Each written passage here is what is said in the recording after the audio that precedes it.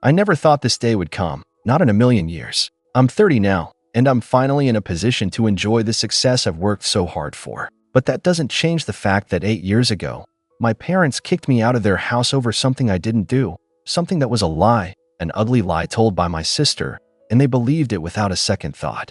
It's been a long road since then, and looking back, it's almost hard to believe how everything went down. My name's Alex, by the way, and I've always had a knack for business. Not that my parents noticed. Growing up, it was always my older sister, Emma, who had their attention. She was the golden child, the one they could count on to make something of herself. Meanwhile, I was constantly overlooked, ignored, or told I was too sensitive. Emma and I were never close. In fact, she was always jealous of me. The older sibling rivalry, I guess. But it went beyond that. Emma was a narcissist in every sense of the word. She'd do whatever it took to make herself look good, even if it meant stepping on me or lying about me. Our parents ate it up. They'd always praise her for her accomplishments, even when they were small, and berate me for things I never did.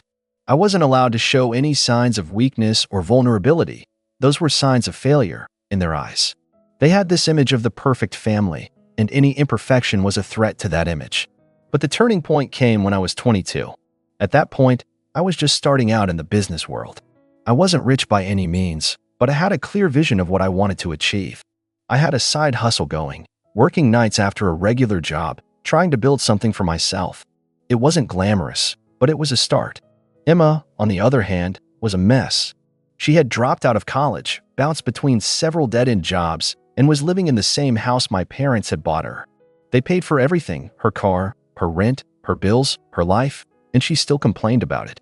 At the time, I was living with my parents, mostly to save money and work on my business without the pressure of a rent payment hanging over my head. I wasn't a burden.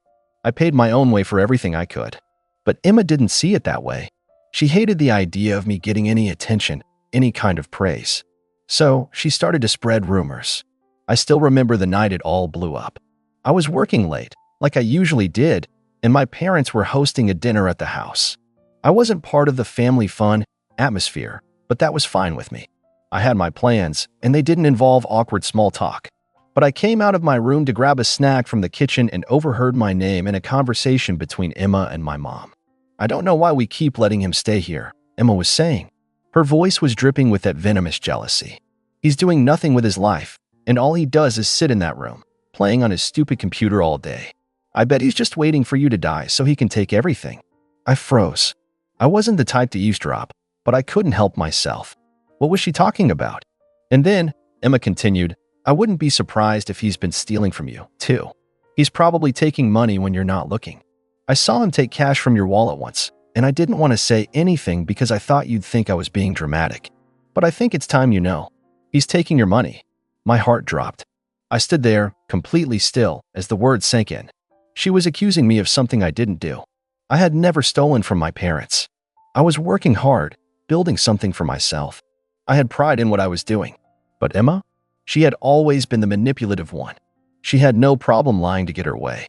But that wasn't the worst part.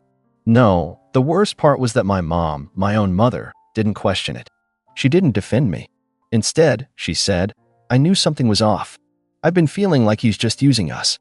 Maybe you're right." I felt like I'd been punched in the gut. How could they believe her over me? Why would they choose to believe the person who had always been jealous of me? I knew they favored Emma, but this was too much. And the worst part was that I couldn't even explain myself. It was her word against mine, and I knew I'd never win. The next day, everything came to a head. I came downstairs to find my parents standing in the living room, looking at me with that cold, detached expression they always wore when they were about to say something big. "Alex," my dad started, his voice stern, "we need to talk." I felt a knot form in my stomach, but I tried to stay calm. "What's going on?" "We've been talking," my mom said, "and we've come to a decision. We don't think you should stay here anymore." My mind went blank. I couldn't process what I was hearing. "What do you mean?" "You're an adult now, Alex," my dad continued, crossing his arms. "You need to take responsibility for yourself. You're not going anywhere with your life, and we can't keep supporting you. It's time for you to leave." I stood there, stunned. My heart raced, but I couldn't speak. I had been living under their roof, yes, but I wasn't a burden. I worked hard. I was building something for myself, and now they were tossing me out like I was a problem.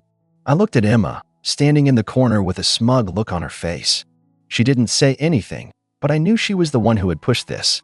She had orchestrated this whole thing. "Mom, Dad, this is insane," I said, my voice shaking. "You're going to believe her? She's lying. I haven't stolen anything from you. I've been working my ass off to make something of myself." But they wouldn't listen. They didn't care. "Enough," my dad said, his voice hard. "You're out. Pack your things and leave." I stood there for a moment, just staring at them. It was like everything I had worked for, everything I had been trying to build, was being ripped away in an instant. I had nothing. No support. No place to go. I left the house that day feeling more alone than I ever had in my life. But I also made a vow to myself. I would show them. I would show them what I was capable of. I would prove them wrong. And when I became successful, I would make them regret every single thing they did. After I was kicked out, I hit rock bottom. I had nowhere to go, no safety net, and no support system. But I wasn't about to let that break me. I had always been determined, and now, with nothing left to lose, I pushed myself harder than ever. I crashed at a friend's apartment for a few months, working on my business idea every free moment I had. It was a mix of late nights, long weekends, and countless failures. But something clicked one day. I had been building an online business, selling a niche product that I knew had potential. It wasn't glamorous at first. It was small, barely scraping by, but I kept refining it. I used the money I earned from side gigs to reinvest in the business, and slowly, things started to grow. I remember the exact moment I saw the first sign that I might actually be onto something. One of my social media ads went viral, and sales exploded overnight. The product was something people didn't realize they needed until they saw it, and suddenly, I had more orders than I could handle. I had to hire a few people to help with the influx of business, and that was the turning point. I made the right connections, worked with the right people, and built a brand that resonated with consumers. It wasn't just a fluke. It was the result of years of hard work, of persevering when everyone, including my parents, had written me off. By the time I was 26, my business had hit a major milestone. I was making 6 figures a year. The company was growing rapidly, and I was living in a nice apartment, free from the toxic environment of my parents' house. I had built something of my own. Around this time, I reconnected with a few old friends who were more than happy to support me. They had always believed in me, and I made sure to surround myself with people who lifted me up, rather than tearing me down. I kept working day in and day out, putting in the hours to keep expanding, refining, and diversifying my business. By the time I hit 30, I had reached a level of success I couldn't have even dreamed of when I was kicked out. I had multiple streams of income, a well-established brand, and enough savings to do whatever I wanted. I bought my first house, invested in stocks, and started thinking about ways to help others succeed as I had. It felt incredible to see my name on the top of a few industry lists, to be invited to speak at conferences, and to know I was finally in control of my own future. But none of that would have happened if my parents hadn't pushed me out. The bitterness, the resentment, it all fueled me to get to this point. Every time I thought of them, of how they had discarded me, it pushed me further. I used their rejection as the fuel for my fire. I had something to prove, not just to them, but to myself. But here's where things took a turn. As my success grew, so did the attempts by my parents to reach out. It started small texts and calls asking how I was doing. At first, I ignored them.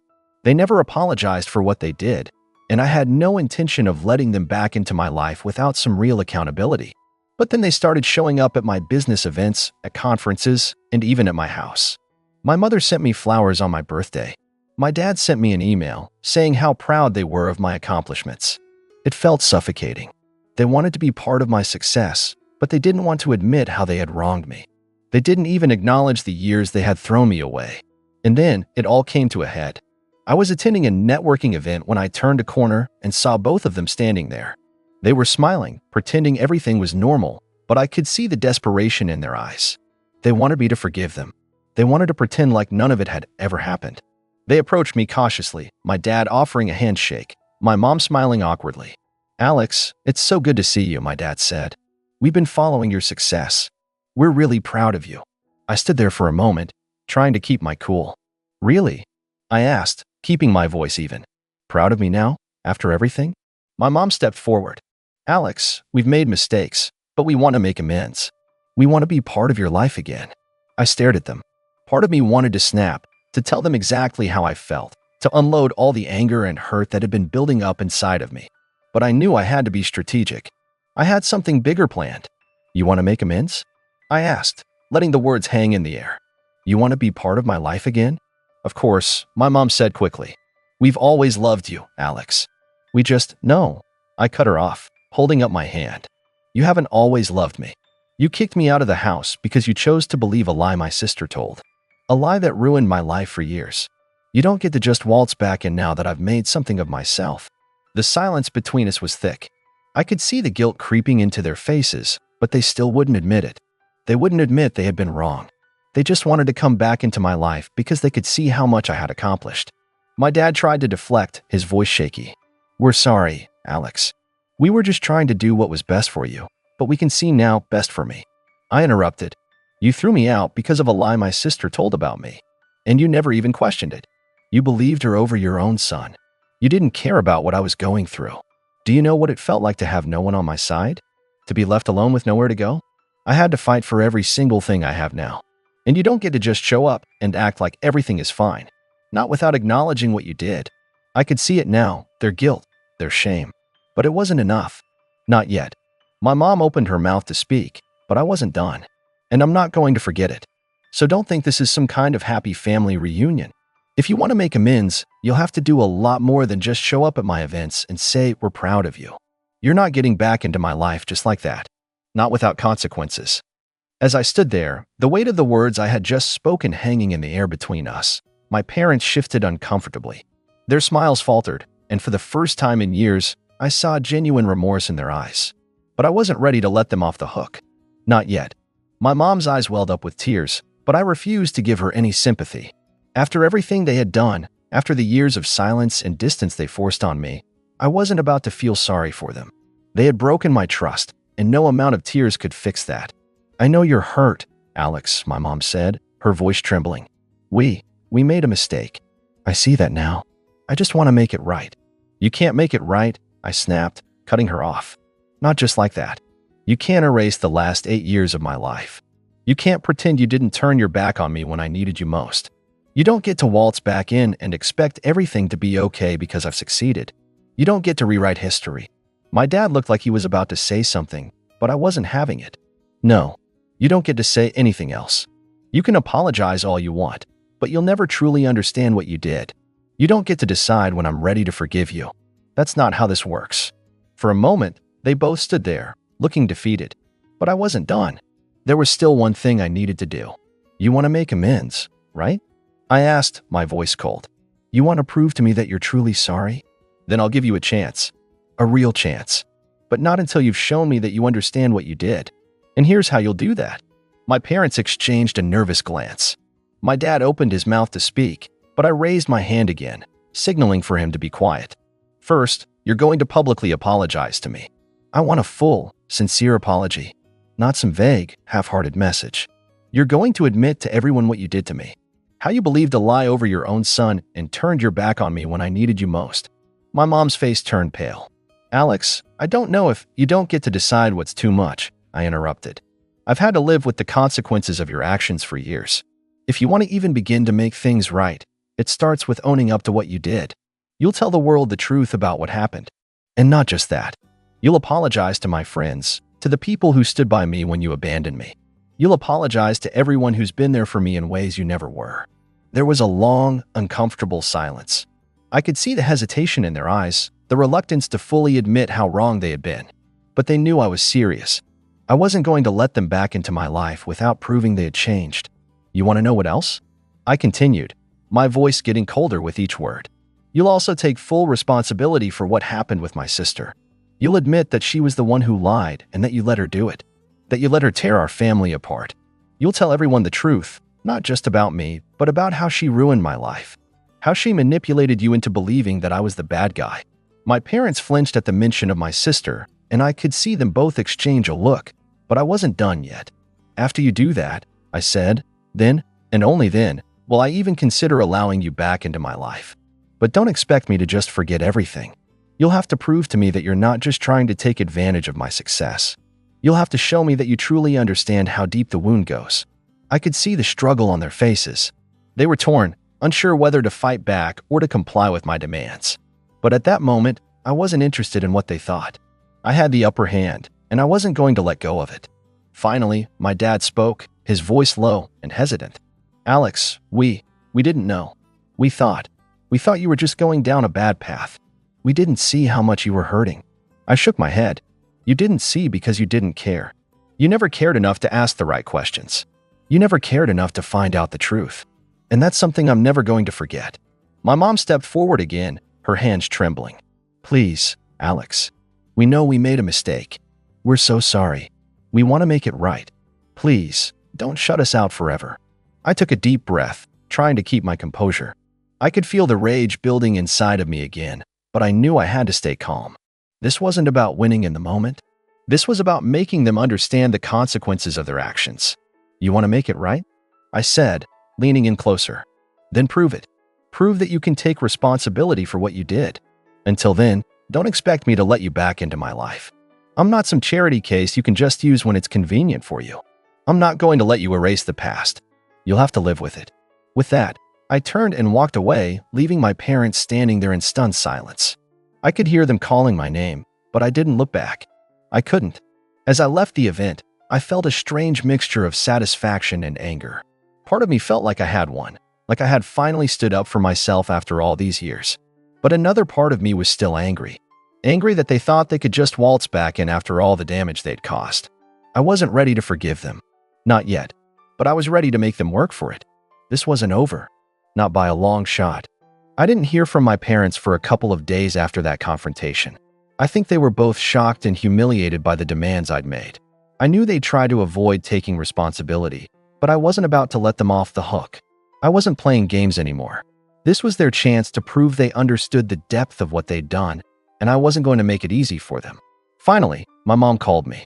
She didn't ask to meet up, just asked for a phone conversation. I could tell by the way her voice shook that they'd been discussing it for a while. "We've thought about it, Alex," she said. "We understand what you want. We're willing to make things right. We'll do it." I felt a cold satisfaction wash over me. They didn't get to just walk in, apologize, and assume everything would be fine. They had to show me they were truly sorry.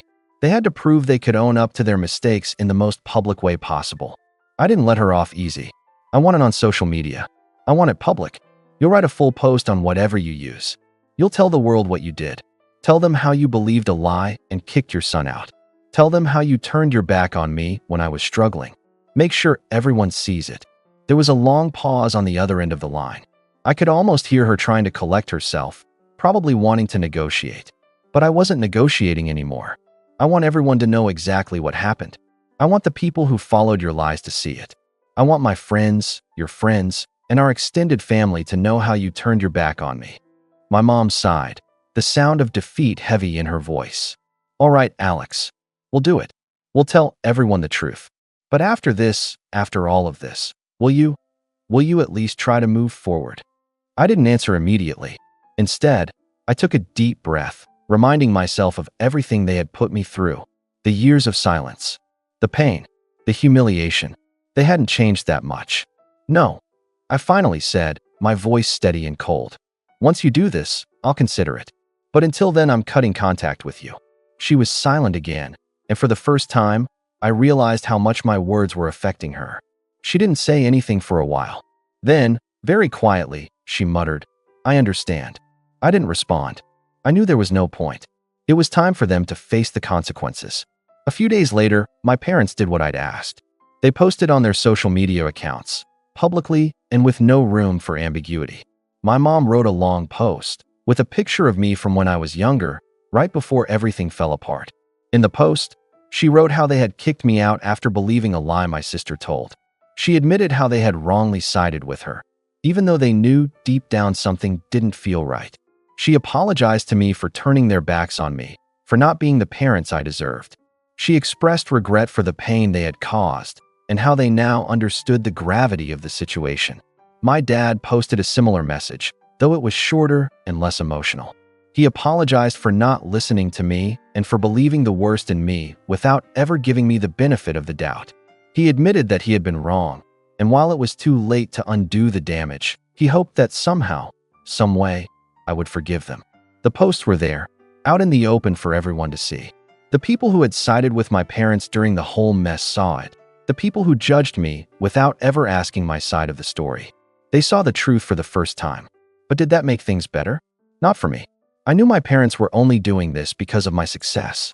I could tell from the tone of their messages that they didn't fully understand why I was still so hurt, so cold toward them. They had apologized, yes, but I knew the apology wasn't truly for me.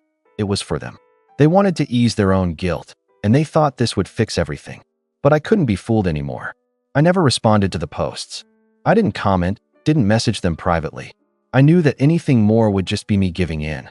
The truth was, I didn't need them anymore. I had built a life for myself, one without them in it. I had succeeded, I had moved on, and I had made peace with the fact that some relationships were better left in the past. When I saw the notifications that my parents had tagged me in their posts, I just ignored them. I didn't need them to validate me. I had done everything I needed to do. I had proven I could make it without them. And that was enough. A couple of weeks went by with no contact. Eventually, I got a message from my mom. Just a simple text saying, "We miss you." But by then, the damage was done. I couldn't unsee the years of neglect, the hurt they caused me. I couldn't forget how easily they had cast me aside for a lie. I didn't respond. And that was the end of it. So, Reddit, I know I may sound harsh, but do you think I did the right thing? I've had people tell me that I should have forgiven them, that family is everything, but I can't shake the feeling that they only came back because they saw my success. They didn't care about me back then, so why should I care about them now? I've moved on. But am I wrong for holding on to that anger? Let me know your thoughts.